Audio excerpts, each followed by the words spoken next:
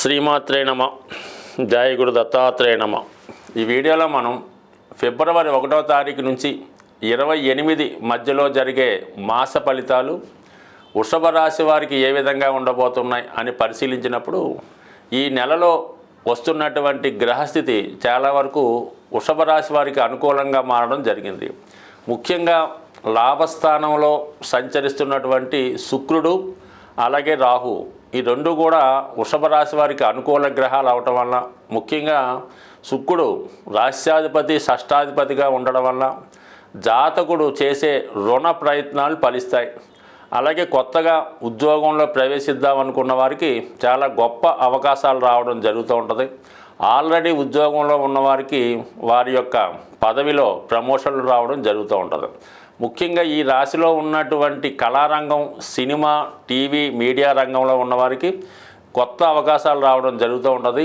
వారిలో ఉన్నటువంటి ప్రతిభకు తగిన గుర్తింపు కూడా రావడం జరుగుతూ ఉంటుంది. చాలా వరకు విదేశ అవకాశాల కొరకు ప్రయత్నం చేస్తున్న వారికి మరి అటువంటి అవకాశాలు రావడం జరుగుతుంది. ఇది అటు సినిమా రంగం వారితో పాటు సాఫ్ట్వేర్ రంగంలో ఉన్నవారికి, ఫైనాన్సు, మెడికల్ రంగంలో ఉన్న వాళ్ళకి చాలా అనుకూలంగా ఈ లాభస్థానంలో ఉన్నటువంటి శుక్రరాహులు చాలా వరకు మీకు సహకరిస్తారు. అలాగే విదేశంలో ఉన్నటువంటి ఒక మిత్రులు కానీ అలాగే మీ చిన్ననాటి స్నేహితులు మీ అభివృద్ధికి ఏదో విధంగా సహకరించి మీ ఉన్నతికి ఏదో విధంగా ఆర్థిక పరంగా కూడా సహకరించే అవకాశం ఉంది.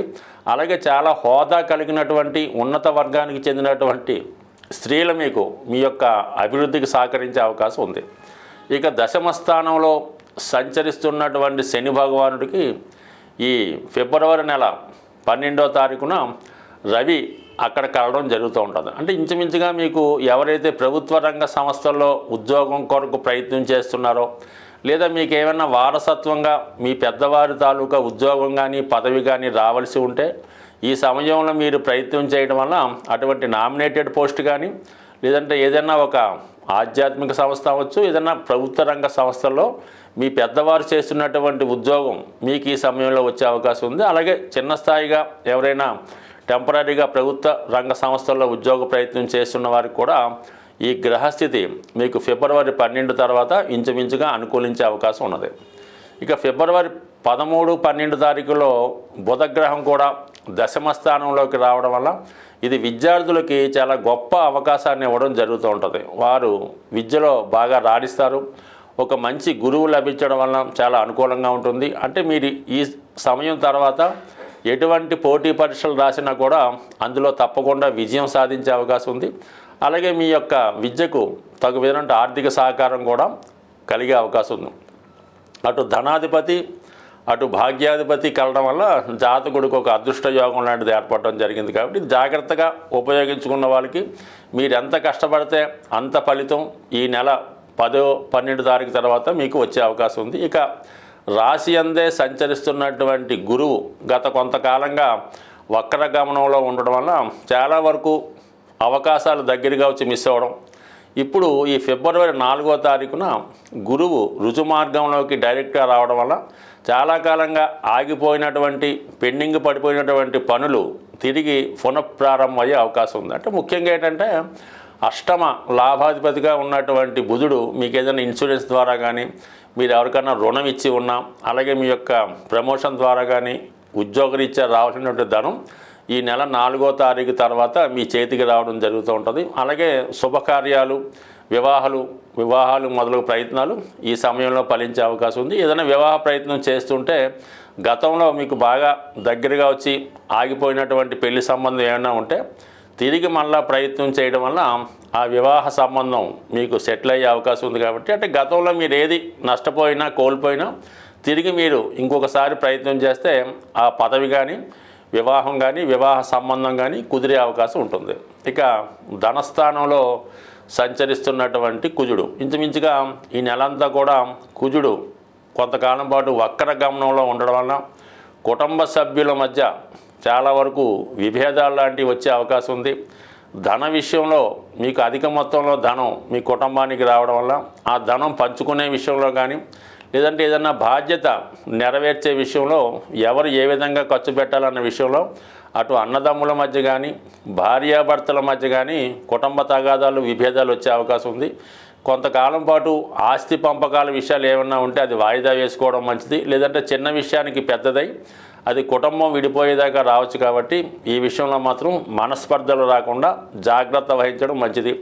అయినప్పటికీ కూడా రాశి అందున్నటువంటి గురువు చాలా వరకు మిమ్మల్ని నిజాయితీగా సంస్కారవంతంగా ఉండే విధంగా చేస్తుంది. కాబట్టి పెద్దగా ఏమీ ఇబ్బంది పడక్కర్లేదు. అయితే ఎవరితో ఉన్నా ముఖ్యంగా అన్నదమ్ములతో రక్త సంబంధీకులతో మాట్లాడినప్పుడు చాలా సౌమ్యంగా మాట్లాడడం మంచిది. యాస్టీజ్గానే ఇంకా కొంతకాలం పాటు మీరు స్పెక్యులేషను, జోదం మొదలగు వాటికి దూరంగా ఉంటే మంచిది. సాధారణంగా మన రాశి ఫలితాలు ఫాలో అవుతున్న వారికి గ్రహాలు ఎంత అనుకూలంగా ఉన్నా ప్రతికూలంగా ఉన్నా మీరు నివసిస్తున్నటువంటి గృహం తాలూకా వాస్తు ప్రభావం కూడా చాలా వరకు ఈ మీ యొక్క నష్టాలు లాభాల మీద ఆధారపడడం జరుగుతూ ఉంటుంది. సుమారుగా మీ గృహంలో వివాహ ప్రయత్నాలు వాయిదా పడుతున్నాయి, ఎంత ప్రయత్నం చేసినా వివాహం జరగడం లేదనుకున్నప్పుడు మీ గృహంలో వాయువ్య భాగంలో దోషం ఉందేమో గమనించండి. ఆ దోషం సరి చేసుకోవడం వల్ల మరి వివాహాలు తొందరగా జరుగుతాయి. ఇక మీ కుటుంబంలో పిల్లలకి ఉద్యోగాలు రావడం లేదు, వాళ్ళు ఊరిక ఖాళీగా కాలక్షేపం చేస్తున్నారు అనుకున్నప్పుడు ఖచ్చితంగా మీకు ఈశాన్య భాగంలో దోషం ఉండడం జరుగుతూ ఉంటుంది. మరి ఈశాన్య భాగంలో దోషాన్ని సరి చేసుకోవడం వల్ల మీ యొక్క ముఖ్యంగా మగపిల్లలకి ఉద్యోగ ప్రయత్నాలు ఫలించే అవకాశాలు ఉన్నాయి. అలాగే ఆగ్నేయ దోషం అన్నది చాలా ప్రమాదకరంగా అది మొత్తం కుటుంబాన్నే స్ట్రగుల్ పెడతా ఉంటుంది. అంటే చిన్నవారు పెద్దవారిని డామినేట్ చేయడం, ముఖ్యంగా ఆ కుటుంబ యజమాని అంటే భర్త ఏదో ఒక వ్యసనానికో బలహీనతకో లోనవడం వల్ల ధనాన్ని పాడు చేయడం జరుగుతూ ఉంటుంది. ముఖ్యంగా ఈ ఆగ్నేయ దోషం వల్ల ఆ కుటుంబంలో స్త్రీలకి అనారోగ్య సమస్యలు రావడం వల్ల భార్యాభర్తల మధ్య ఫిజికల్ అట్రాక్షన్ తగ్గుతూ ఉంటుంది. దాన్ని ఆసరాగా తీసుకొని భర్త వేరే కారణాలతో వేరే ప్రయత్నాల ద్వారా తన అవసరాలు తీర్చుకోవడం జరుగుతూ ఉంటుంది. అలాగే వివాహం అయిన తర్వాత కూడా ఆడపిల్లలు తరచూ పుట్టింట్లోనే స్టే చేసి పుట్టింటి మీద పెత్తనం చేయడం జరుగుతూ ఉంటుంది. అందువలన ఇటువంటి దోషాలు ఉన్నవాళ్ళు ఆగ్నేయ దోషాన్ని కూడా సరి చేసుకోవడం మంచిది.